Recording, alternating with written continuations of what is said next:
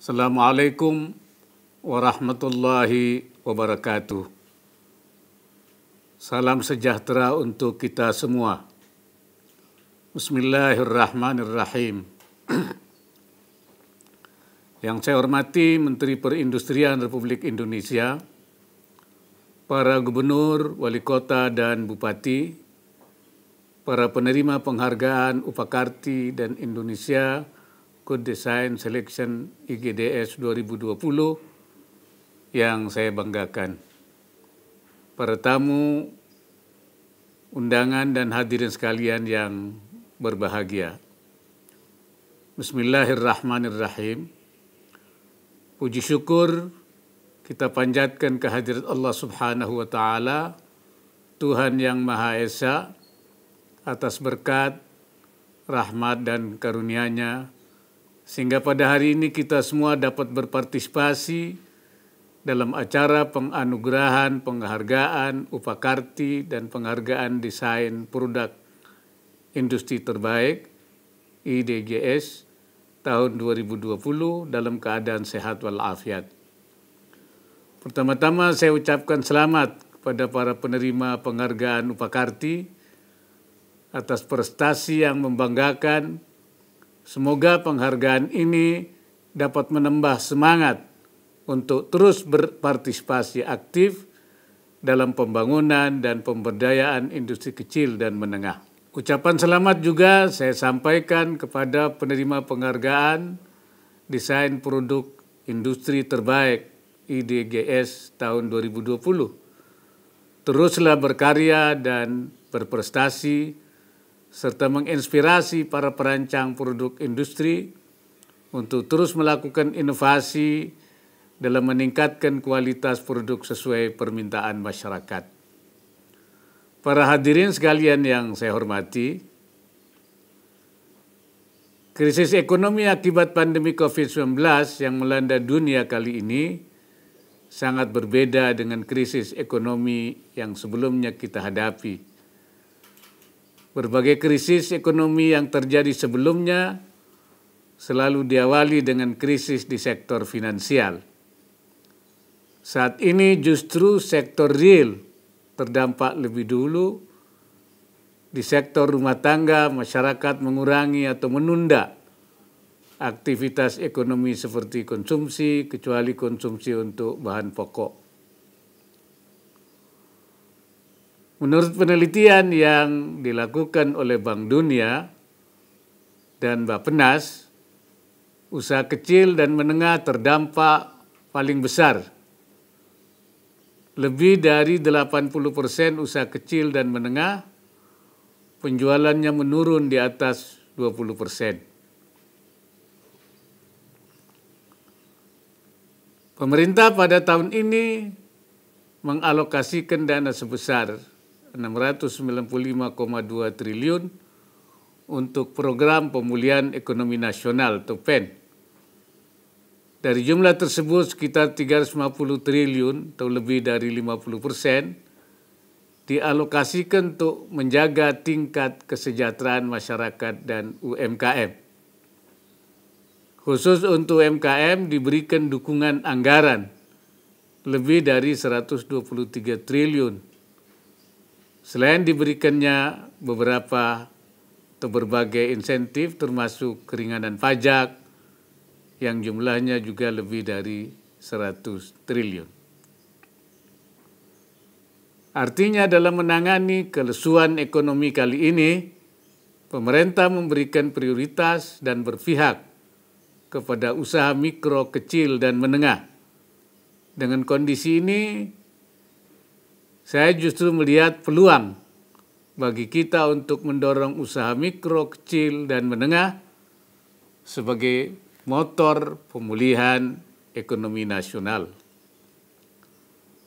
Oleh karena itu saya sangat mengapresiasi upaya dan kerja keras Menteri Perindustrian yang secara konsisten menjaga dan mendukung industri kecil dan menengah untuk dapat bertahan dalam masa pandemi COVID-19 ini.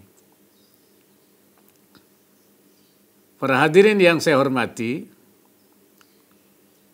Produk yang berkualitas akan meningkatkan nilai tambah dan daya saing, sehingga memperbesar peluang untuk dapat merebut pasar global. Selain kualitas produk, salah satu unsur penting adalah desain produk. Dalam ilmu pemasaran modern, desain berperan penting dalam mendukung kesuksesan pemasaran sebuah produk. Selain itu, desain juga menjadi sebuah komoditas yang memiliki nilai yang tinggi. Karena itu, upaya untuk mendorong agar sebuah produk memiliki desain yang baik, serta mendorong kreativitas dalam menghasilkan desain-desain menarik dan memiliki nilai tinggi, merupakan hal yang penting untuk dilakukan.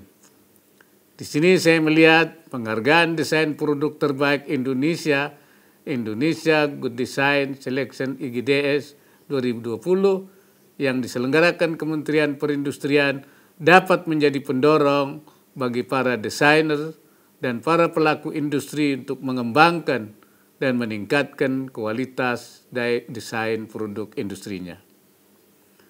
Selain itu, mendorong pengembangan produk berkualitas, IGDS merupakan ajang untuk menciptakan ekosistem industri kreatif di Indonesia. Hasil rancangan ini dapat digunakan oleh industri kecil menengah yang memerlukan peningkatan kualitas produknya agar dapat mengikuti selera konsumen dan kompetitif terhadap produk impor. Berdasarkan laporan Global Industrial Design Market Research tahun 2020, nilai pasar global untuk rancangan produk industri masih terbuka lebar. Pada tahun 2019, nilai tersebut mencapai 45 miliar US dollar dan diproyeksi akan mencapai 65 miliar US dollar pada tahun 2026. Untuk itu, saya mengharapkan para perancang dan pelaku industri dapat memanfaatkan peluang domestik maupun global melalui konsep produk baru yang tidak hanya memiliki nilai estetis tetapi memiliki nilai tambah yang tinggi. Selain itu, saya juga mengharapkan agar Kementerian Perindustrian dapat mendorong para pelaku industri, khususnya yang termasuk dalam industri kecil, memanfaatkan teknologi digital, baik dalam konteks pemasaran produknya maupun dalam hal pemanfaatan teknologi digital untuk inovasi produk. Pemanfaatan teknologi digital menjadi sebuah keniscayaan, apalagi dengan pengalaman pandemi COVID-19 ini. Saat kita semua harus bekerja dari rumah, belajar dari rumah, dan konsumen juga berbelanja dari rumah, ketergantungan terhadap teknologi digital semakin terasa. Saya ingin memberikan contoh, berdasarkan survei Bank Dunia, kegiatan usaha yang memanfaatkan teknologi digital untuk pemasaran mengalami penurunan penjualan lebih sedikit dibandingkan dengan yang melakukan pemasaran secara offline selama masa pandemi. Para hadirin yang saya hormati, sejalan dengan pertumbuhan dan perkembangan ekonomi syariah, baik di Indonesia maupun secara global, permintaan terhadap produk-produk halal juga meningkat pesat. Karena itu, selain kualitas produk dan desain, aspek kehalalan dalam sebuah produk juga penting untuk diperhatikan. Jika produk tersebut termasuk kategori produk halal, maka potensi pasarnya akan semakin besar. Pada tahun 2018, Indonesia membelanjakan 214 miliar US dollar untuk produk halal untuk mencapai 10% dari pangsa produk halal dunia dan merupakan konsumen terbesar dibanding dengan negara-negara mayoritas muslim lainnya. Permintaan produk halal oleh konsumen muslim global pun mengalami peningkatan setiap tahunnya.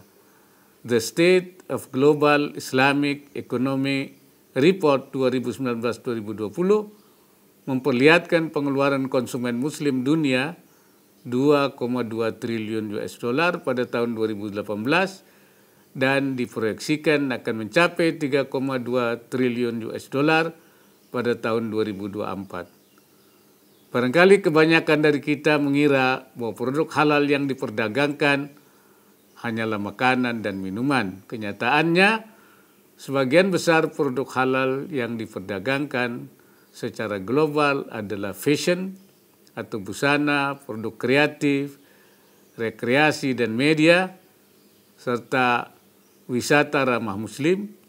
Nah, semua produk dan jasa yang saya sebutkan tersebut memerlukan rancangan produk yang inovatif dan berkelas. Tentunya hal ini merupakan potensi yang sangat besar yang harus dimanfaatkan peluangnya oleh para perancang produk industri. Pemanfaatan peluang pasar, baik pasar domestik atau global, harus dapat menjadi pendorong bagi industri kecil dan menengah untuk mengambil peran. Pelaku usaha industri kecil dan menengah perlu didorong agar menjadi bagian dari rantai nilai industri halal global, global halal value chain untuk memacu pertumbuhan usahanya. Terbitnya regulasi Peraturan Menteri Perindustrian Nomor 17 Tahun 2020 tentang tata cara memperoleh surat keterangan dalam rangka pembentukan kawasan industri halal harus dapat dimanfaatkan pula oleh industri kecil menengah agar siap dalam mengambil peran baik di pasar domestik maupun pasar global. Sampai saat ini sudah ada 2 kawasan yang ditetapkan sebagai kawasan industri halal oleh Kementerian Perindustrian, yaitu Modern Cikande Industrial Estate di Serang, Banten, dan Safe and Lock Halal Industrial Park di Kabupaten Sidoarjo, Jawa Timur. Selain 2 kawasan industri halal tersebut, saya menerima laporan bahwa sudah ada 6 kawasan lagi yang mengajukan permohonan penetapan kawasan industri halal. Semoga Menteri Perindustrian dapat segera memprosesnya. Para hadirin yang saya hormati, pada kesempatan yang baik ini kepada para inovator, para industriawan, para pengusaha dari berbagai bidang yang hadir pada acara ini, saya ingin menyampaikan harapan dan ajakan untuk melangkah bersama guna memajukan perekonomian nasional untuk kesejahteraan masyarakat Indonesia. Kepada para kepala daerah, saya mengharapkan agar terus memperbaiki iklim usaha di daerah masing-masing, serta terus mengawal agar industri kecil dan menengah dapat melakukan usahanya dengan produktif. Kepada para penerima penghargaan Upakarti, baik individu yang menerima Upakarti jasa pengabdian maupun perusahaan yang menerima Upakarti kepeloporan, kerja keras saudara-saudara sekalian sangat saya hargai dan saya mengharapkan Anda semua terus berperan aktif dalam pembangunan dan pemberdayaan industri kecil dan menengah dalam rangka memanfaatkan peluang ini. Sebagai penutup, saya berharap kegiatan ini tidak hanya berhenti di atas pemberian trofi, tapi juga membangun dan memberdayakan industri kecil menengah harus terus dilaksanakan sehingga menjadi pendorong pemulihan ekonomi. Sekian dan terima kasih. Semoga Allah Subhanahu wa Ta'ala meridai semua upaya yang kita lakukan. Wassalamualaikum warahmatullahi wabarakatuh.